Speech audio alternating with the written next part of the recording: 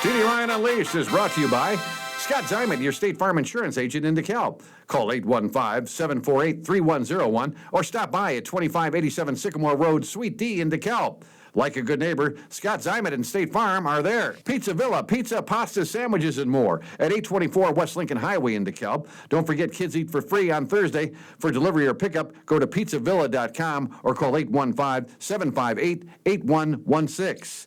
Elder Care Services of DeKalb. Safe, secure, and supported. Helping you stay in home where you want to be. Call 815-758-6550 or stop in at 1701 East Lincoln Highway in DeKalb or on the web at ecsdekalb.org. My Insurance Guy in Sycamore covers Medicare to auto care and everything in between. Stop by at 204 South Main Street in Sycamore. Call 815-899-0950 or online at myinsuranceguy.com.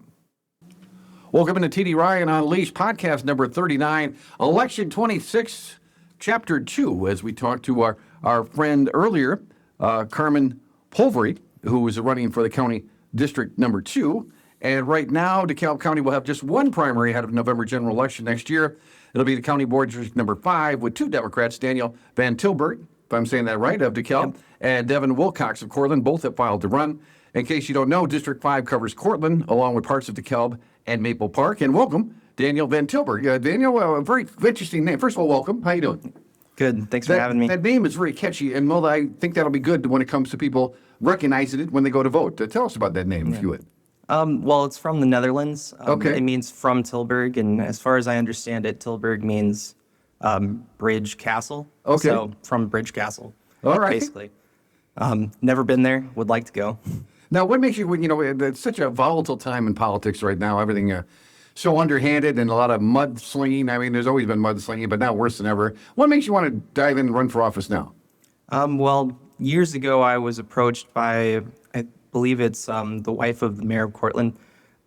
She Mark Petrowski, okay. I don't know his wife's name. To run for county board, and at the time, I was a field organizer for Pritzker, and I was like, I know enough to talk to people about what we're doing at the at the state level, but I don't know anything about county level politics or, county level governance. So right. I don't think that I want to run yet. And I went back to school, learned a bit, I studied economics, and, with everything being so volatile, like you said, now I want to have my voice in government. Well, I want a guy who studied economics to be in charge of the spending, because we're going to talk about the spending a little later on. But, you work with Cortland Mayor. It sounds like you know Mark Petrowski. Mark's been on the podcast a couple of times. And Mark has also, been very politically active in different ways. I mean, obviously mayor, then he was on the board as well, and school board. What made you get involved in politics? Were you involved as a young man? You're pretty young right now. I'm actually 32. 32, okay. Yeah. But, getting involved in politics, I was working for a family business, and due to COVID, it had collapsed. We had to close it down anyway. Okay. My parents are fine. They moved down to Alabama. A lot of my family and friends moved out of state, and I was looking for work and working for a campaign.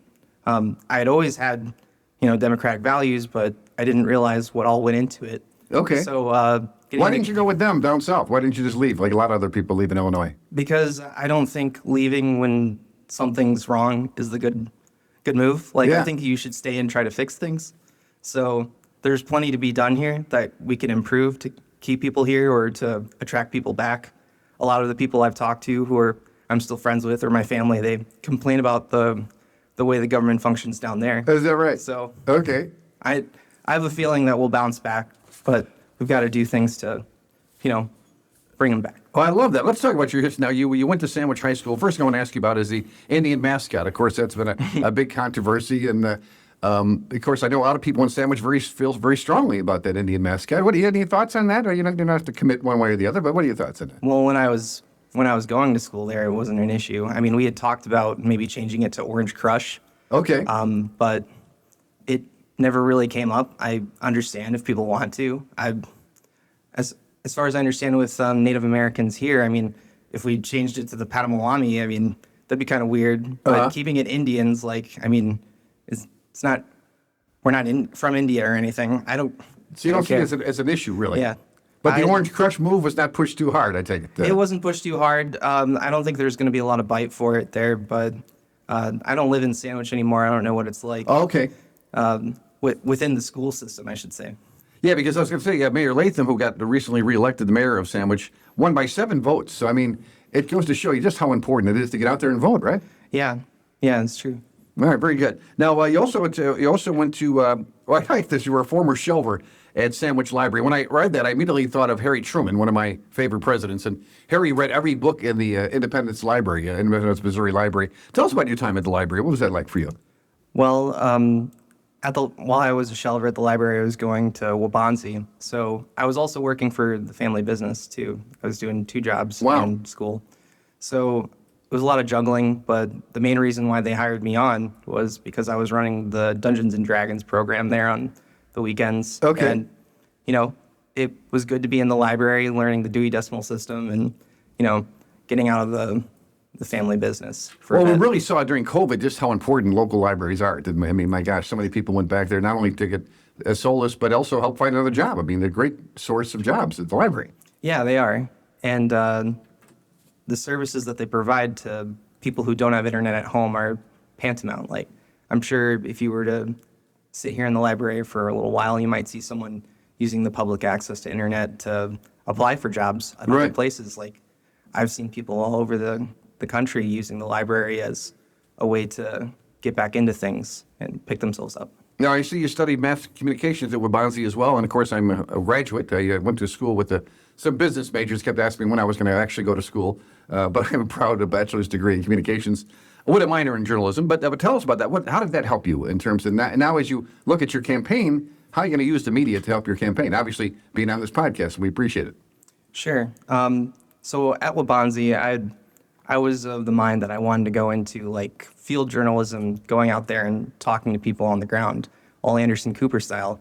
At the time, that was sort of winding down. Like, the Associated Press does pretty much everything. Yeah. And the networks, there's no way that I was going to get in on that level.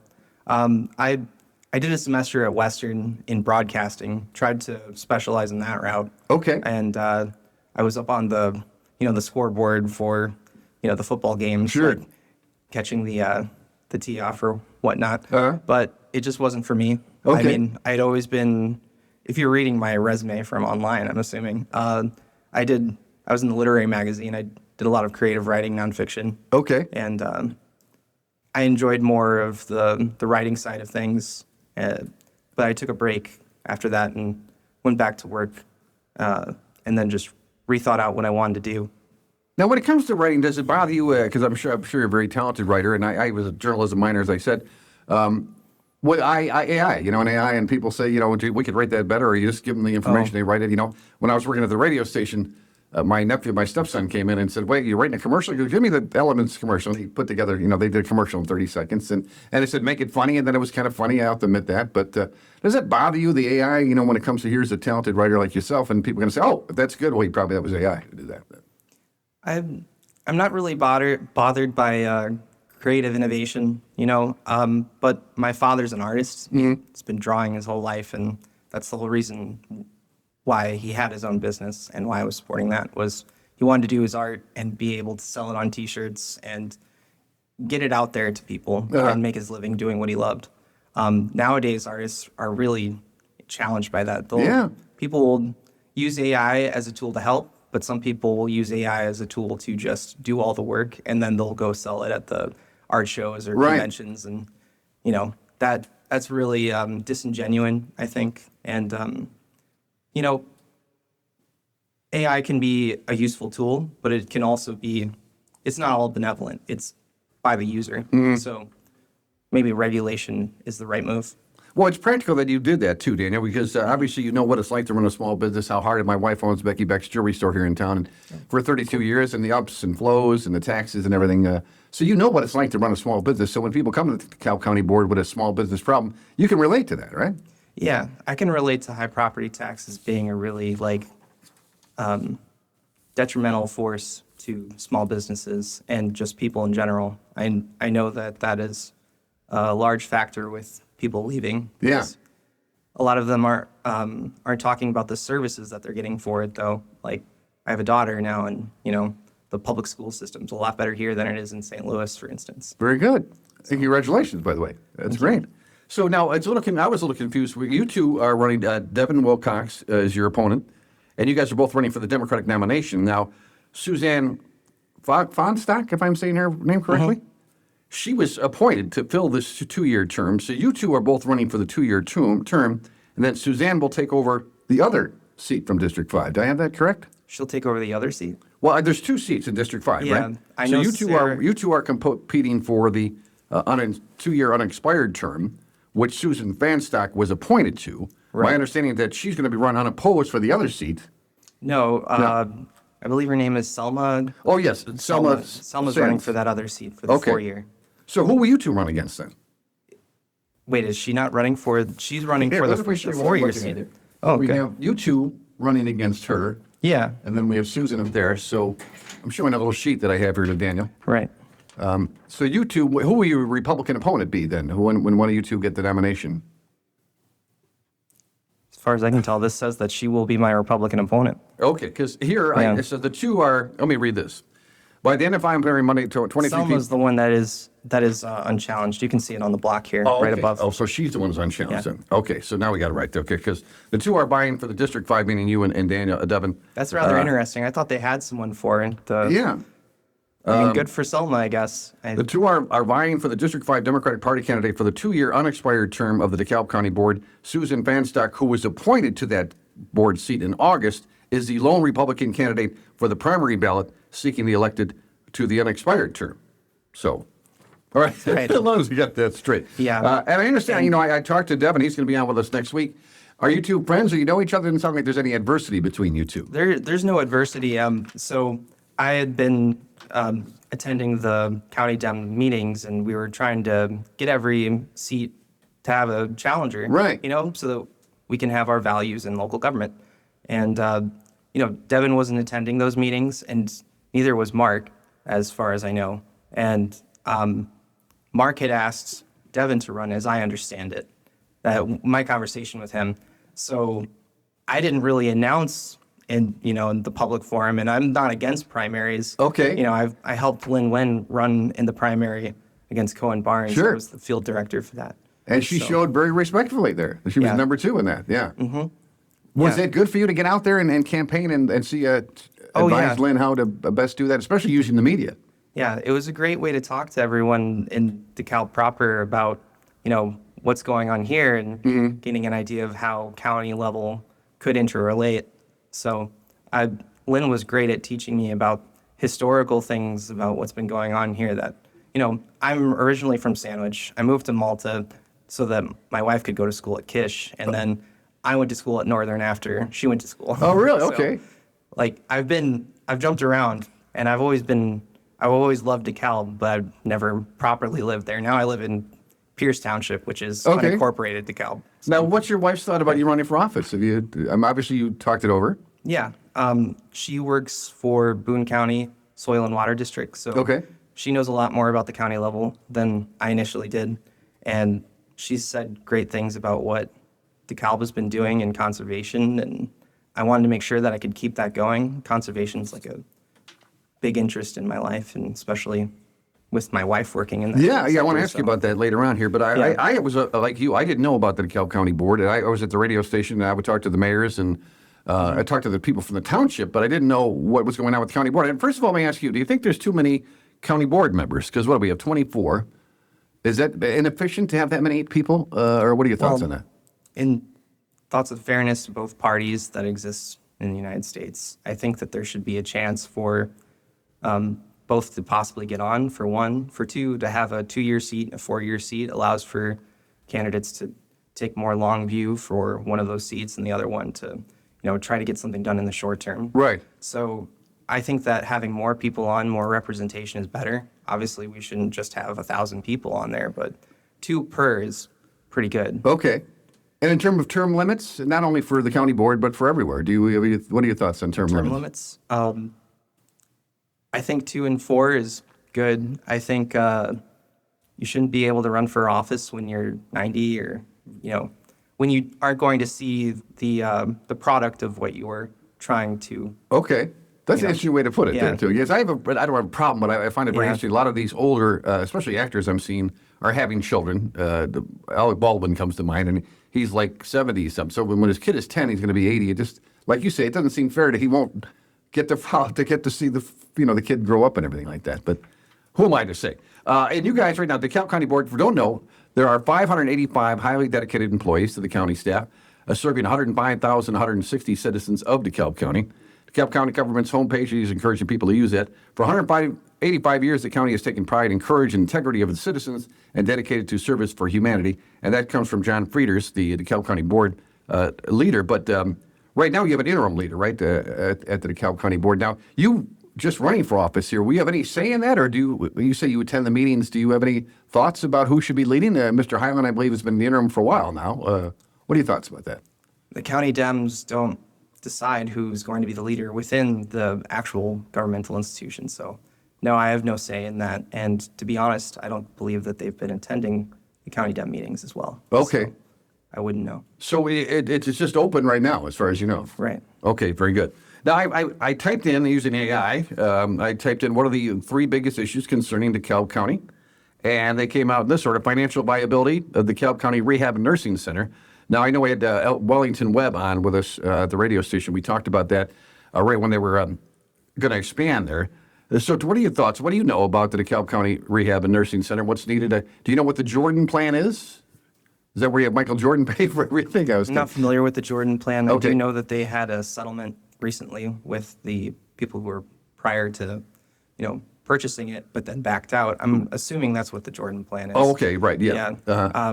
But I'm pretty sure it's settled in the favor of DeKalb County. And That's right. Somebody was going to buy it, and then they backed out at the last minute there, and Yeah. they actually ended up suing them, I believe, too. Right, because the county was planning to, offload this. They're doing all the work, like to pay for the damage of the tax dollars it took to do all the work to transition that. Right. That makes sense why we would, sue them for backing out. They, backed out of their agreement. But now, is it in your mind, is it a good thing for the county to have the Rehab and Nursing Center, or should we turn it over to a private entity? So one of my friends works in, he's an x-ray tech that travels to different facilities in the St. Louis area. And he's worked at a lot of those nursing homes, like, that have been owned by either private equity companies or art. Oh, he's seen it firsthand, okay. He's seen it firsthand, and I don't believe that they have the interest in taking care of the people there. I mean, my wife's grandmother was in there, and she spoke highly of the staff. They were great people. But it can really bog you down if you're getting underpaid or understaffed in your nursing home. I think if we want to take care of the people in our county, we should keep it, and we should make sure that it's taken care of. Now, what if, operating at a loss now for years? Again, I had learned about this just a few years ago, that it's been operating at a loss for a while there, and yet, I was also there when they had the extension, and I met the people that were living there, and the passion that they have for that place is amazing, and the people that work there. I completely changed my tune when I got to meet the people that live there and the people that work there. I mean, like you, and you even just said that, right? Daniel, it's the people that is the difference there. Right. I mean, not everything has to operate at a gain financially. There's utility, studied economics, so there's something other than money that we can exchange for that. And that doesn't mean that I don't want to try to make it operate. I was saying it can get to that point, right? Of self-sustainability is the key. Yeah, we can do our best to get there. And now the jail, again, when I was built, I remember that was before the no bail policy. So I know they built it to even make it bigger than it was. Now, are you familiar with the jail? Do you know how much it's filled? I'm luckily not familiar with the jail. Good thing. I will say the debt balance that we hold, if it is high, I mean, it depends on where the debt is held. If it's held within the county and the people holding the debt are circulating that coupon that they receive back into the economy, then it's not too bad, just like at the federal level. Okay. But if the debt is going to some foreign company that's like, out in Chicago or China or wherever, right, that's an issue to me. So we should be paying it down when we can. But like I said, we need to expand services to attract people here because the whole point is if more people are paying taxes, taxes are lower. Right. Yeah, very good. All right. So, and then now the other issue is land use and renewable energy. I know that you said that's near and dear to you. The board is involved in decisions regarding the land use for commercial solar and wind energy projects, which can be continuous. In late 2025, the board reauthorized a special use permit for a large solar farm project in Squaw Grove Township. These decisions balance economic development and renewable energy goals with local concerns from property owners and residents. What do you know about that with that solar energy? Because I want to ask you about the data center that's being built here in DeKalb. A lot of people have a problem with that. But what are your thoughts about solar energy and wind energy and using land for it? Well, using land for it is a concern of mine. I mean, we're mostly a farmland area. And if you take things out of farmland, it can affect the soil and make it so that it can't be that again. I don't want fallow fields. I want them to be operating, and I want farmers to feel comfortable to farm here. I know that we have a high energy need, and it's going to grow as these data centers are taking over throughout the United States, throughout everywhere. Energy costs are going to go up, and we're going to need to find a way to remediate that cost. So if the solar fields are coming through, I want to make sure that it's done sustainably. What do you know about that, Danny? Because I researched it a little bit, but not enough, obviously. But I mean, here we are recovering this rich soil because we have some of the best farmland in America. And we're covering it with these solar panels, but water's dripping down, right? But it's not getting any sun, obviously. So what is happening to that land, as far as you know? It will be ruined? It will be. There are plans to keep native plants underneath them. They usually have an agreement. Okay. That allows natives to grow. You won't see that at the solar field by the airport because they're not allowed to have those native plants near the airport. It could create issues with wildlife. Oh, okay. But the solar fields aren't necessarily that bad because of the the things that they're supposed to do underneath the solar panels. I've been interested in agrivoltaics, like farmland that's mixed use for solar and solar and crop growing. Right. But a lot of the crops that I've seen in my own personal research tend to be hand-picked crops. So I think agrivoltaics nearest towns would be really useful for more labor-intensive farmland. Okay. There's more that I need to learn about that. I'd love to talk to more people about it that know more than I do. Well, that's great. I've rarely heard politicians say he doesn't know much about that. But we appreciate that. Now, I had this article from the Chronicle. This goes back to December 30th. DeKalb County Board approves 2025 tax levy. Here's what you know about your bill. And again, I don't want to delve into all the minutia of this, but tell us basically what's happening here, Daniel, in terms of where the rate is staying the same, right? So you may pay more because your your property value may go up, right? Has gone up. But you guys on the county board, you're trying to be reasonable, trying to keep things at least as is for right now. Right. I mean, a lot of counties, they're not expanding their services. They're doing what they can to minimize, okay. To minimize and keep it as it is because we see that the federal government is less likely to honor their agreements prior. So there could be less revenue coming in.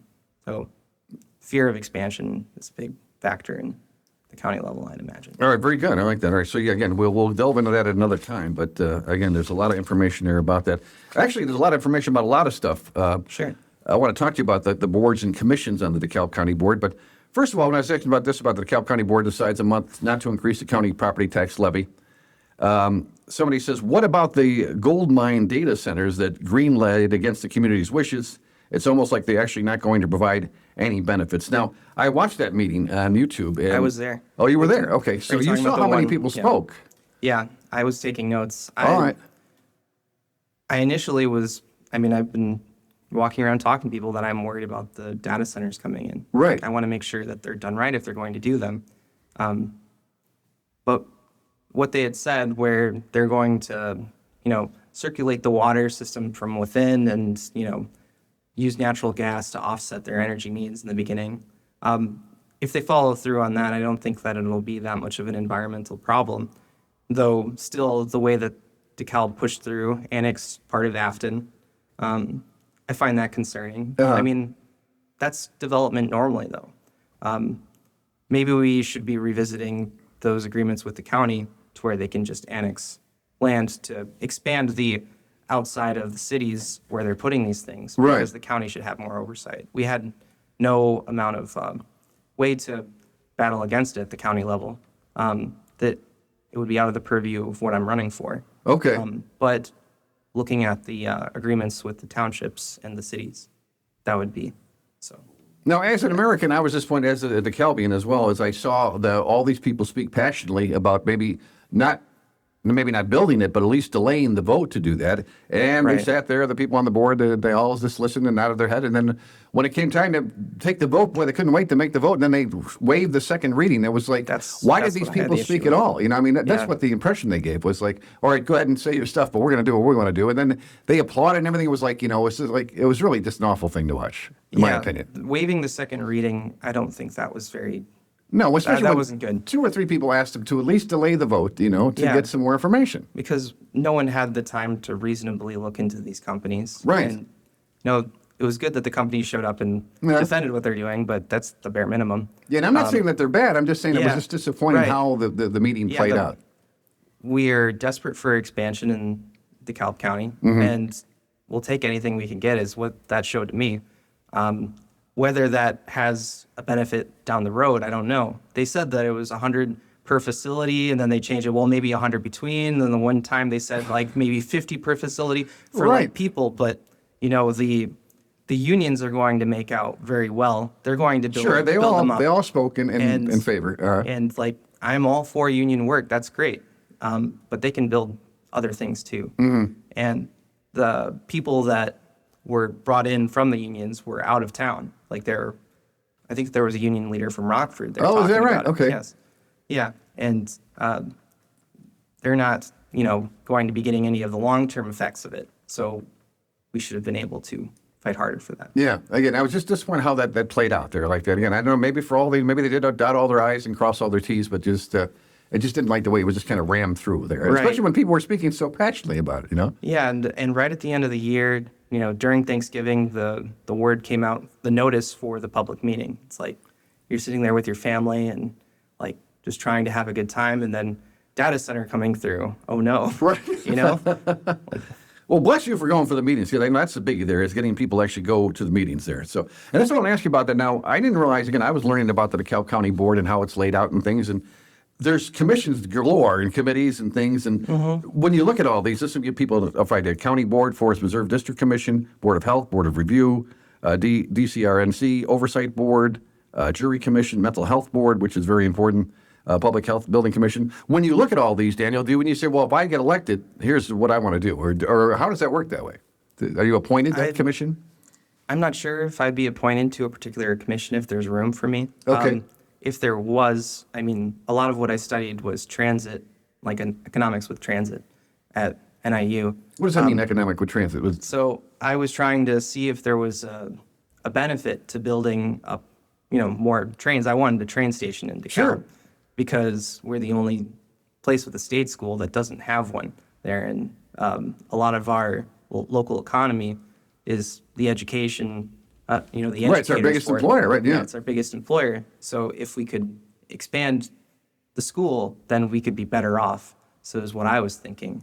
And So you'd like the train to run to DeKalb? I would like it to instead of run from Elburn? DeKalb. Then, This is a fight that has happened before, as I understand it. I think 9 years ago, Pete Janko had made a plan and all of this. Mm-hmm.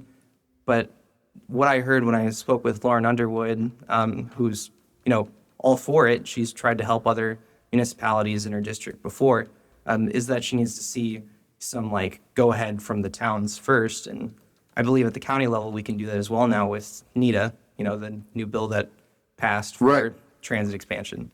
A lot of people are upset that the tolls are going up, but if we don't have alternative modes of transportation, then that's all we'll have is being upset about it. Right. So, all right, very good. Because I know my wife and I used to train often, and it would be nice to be able to hop on in DeKalb and go from there. But then there's a lot of money, and then the studies, people get upset with the study. I know they had a $100,000 study, and people go, just throwing the money away on these studies. But you see the long-term benefit of having the train running out to DeKalb and back to Chicago. right, I do. And I think it would allow us to build up more densely and allow for the farmland to stay and give more job opportunities for people because, companies have the right to close down business whenever they want, but people still live places. But their strength is being able to bargain their labor in different areas of the economy. So, giving them more access to transit is my biggest goal. Very good. That's great. Yeah, I like that too. And then the mental health board, I bring that up because we just, we do a suicide prevention show. We had Deanna Cada here from the DeKalb County Mental Health Board, and we realized how important that is that they get the funding that they need. And again, it's the it's a good thing you study economics because it all gets down to the money, doesn't it? Even if something as important as mental health. Sure. Yeah, it does. I mean, if we don't have federal programs to help with our mental health facilities, then we have to pursue them at the state level. We have to, And we learn about the bear cost. the costs ourselves too if we need to. I spoke with one person in my district who was saying that needed more funding. I'm all for examining that and trying to figure out a solution. Because when we talk about the bottom line, again, if these people aren't treated, they're going to do something, maybe get arrested or something. Then they're on the, then they're on the dole, and then we're paying either way. So why not make it more beneficial there? All right, very good. Now, finally, what meeting is there a commission you want to be on here, or is one that you feel is very important or near and dear to your heart? The financial, facilities and technology, forest preserve operations. That's probably highways. I live right across from Merritt Prairie, so I would love to be on forest preserve, but I know some people who are on it and they're already doing good things. Making sure it's taken care of. But transit is one of the things that I want to be on for sure. I don't know if you can already tell with what I was studying and what I wanted to do. So you have some plans, right? I mean, you talked about people that get elected new position. You go, well, I'm going to take that first year and kind of figure out what's going on there. I know you got to get your... There will be plenty of that. I mean, I'm going to defer to a lot of people that already know what they're doing, but I'm also going to suggest what I would like to accomplish and how can I work that into the plans. So you're coming in with ideas. I like that. Okay. I'd like to come in with ideas. I feel that Devin's the same way. Yeah. So if I lose, I'm going to back him just as much. Is that right? Because I talked to other people that ran against somebody and they didn't necessarily back them after the primary was over. But you have no problem supporting Devin or vice versa. Devin Wilcox we're talking about? Yes, Devin Wilcox. And, I've seen primaries that are aggressive and against one another, and it makes no sense. I mean, if my point of view loses out, but there's someone similar to mine, then I'm going to do my best to get that in because it's not about me winning, it's about the county winning. So that's a refreshing attitude. You're not going to take any low shots then at Devin or anything like that? No low shots. Okay. And then finally, as we wrap things up there, what are your plans now? Again, it's so refreshing that you're running for office and a relatively young man doing that. And tell us about the kind of feedback you're getting from people when you told them that you're running for office. Some people have said, I don't know you. And I'm like, well, this is why I'm doing it. Because, I want to be involved in my community. And how else can I do that other than be engaged in it? And other people have been very supportive of it. They know that we need younger voices in government. Well, you're doing a very neat thing. We're recording this on January 7th. And I believe, is it tomorrow or the following Thursday, you're having a food drive to announce your candidacy, if I have that right? Or maybe that's Devin's doing that. I'm sorry. Devin's a lot better at doing social work than I am. Okay. I don't have the background in, I wasn't in rapid response. I've been trying to spend my time working with other candidates to make a better coalition of people that will support my views. All right, my wife's big on elevator speeches. I know you know that term. So if I met Daniel on the elevator and we're going down, you got 2 minutes to tell me why I should vote for you for the county seat. What would you say to them? Well, I'm progressive, but more importantly, I'm a Democrat. I'd like to make sure that everyone has a chance to have some say in government. And if I'm elected, my job is to deliver that say in aggregate. Now, is progressive a good or a bad word? Is progressive a good or a bad word? Yeah, because people interpret it different ways, I know. Yeah, some people interpret it as if I'm I with want to some radical abolish the plans, state yes. or make, everyone gets free cake. No, I want a working society that pulls its resources and works together to make everyone better off. That's what I mean by progressive. So no free cake? We don't get any free cake? I mean, if it's in the budget. Right, very good. His name is Daniel Vantilburg. If I'm saying that right, again, I want to make sure I'm saying that. It's good. And it's such a unique name there. But Daniel, if they want to learn more about you, how can they do that? How can they learn more about you? Well, I'm going to be going to people's doors, talking with them one-on-one. That's the main goal that I have, is to try to do less social media. Okay. I will post some things on Facebook. I'm going to make my Facebook page. As of this date, I haven't made it yet. But talking with people one-on-one, getting their perspective, that's what influences what I'm going to be doing. So Well, that's nice the to hear main a way. young person say that it's important to meet people one-on-one. Look them in the eye, right? Because I know I Right. interviewed a lot of younger people on the radio station. They didn't tend to make eye contact. They were very uncomfortable just having a conversation. So it's great that you were going door to door and not forcing yourself upon people, but say, this is who I am, and tell me what you and think. I'll have a flyer with my phone number, and it'll be my actual phone number, so I can talk to people one-on-one. I'll post about when I'll be, walking in public spaces and getting a chance to talk to people one-on-one if they want to come. Okay. Now, Will there be any kind of debate between you and Devin, or is that something that may or may not happen? if Devin wants one, but when we talked about the primary on the phone, because we found out about it about the same time as everyone else. Is that right? We filed the same day, but we, went and got our petitions independently, and, so we talked about it and like, oh, you like this? We're both like big into figuring out other alternative uses for solar, like, maybe agreements between, rooftops. Right. We had solar one of our older production. people say, why don't we have more solar Yeah. panels up on rooftops, Right. Parking And- garages, It's, Yeah, and then if we can accomplish that through county board, then that'd be great. well, it's refreshing One to of meet us. a young man that wants to run for office. Even more Yeah. refreshing that you're not going to be adversarial with the person you're running against. You want to work with them afterwards. Because as Americans, that's, I think, what we want to hear right now. We're tired of this bickering back and forth and finger pointing. And like you said, there's no reason we can't all work together to make this a great place. Yeah, I mean, it takes a village to raise a child. It takes a village to make a government. So There you go. All right. Daniel Vantilburg is his name. Check him out. Again, he's running for the fifth seat in the DeKalb County Board, and that'll be in March. And then hopefully we'll talk to you after that, whether you win or lose. We'll talk to everyone and see what you think about moving forward with the county board. sounds great. Thank you for your time today. We appreciate it. Thanks for having me. Daniel Vantilburg has been our guest. That's TD Ryan Unleashed News Podcast number 39, Election 2026, Chapter 2.